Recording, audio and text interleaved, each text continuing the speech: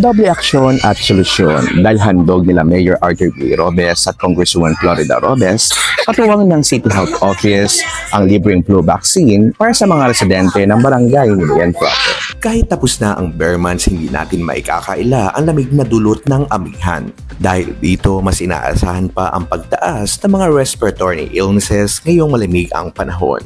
Base sa datos ng Department of Health, humigit kumulang 180,000 na ng kaso ng malatrangkasong sakit ang nai-record as of December 31, 2024. Iba't ibang mga virus ang maaring magdulot ng trangkaso tulad ng rhinovirus, enterovirus, influenza respiratory syncytial virus o RSV at adenovirus. At lahat ng ito ay meron sa Pilipinas. Kaya hinihikayat ng Department of Health at pamahalaang lungsod na magpapakuna para iwas influenza. Kaya payo naman ng mga City Health midwife, kailangan po natin magpabakuna para po protection sa ating katawan.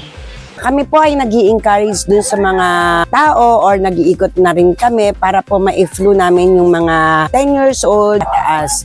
So ang kahalagahan po ng flu vaccine para po ito ay maiwasan ang ubo, sipon, lagnat. Meron po silang panlaban. Hindi po porke sinabi na na-flu na kayo ay hindi na kayo lalagnatin.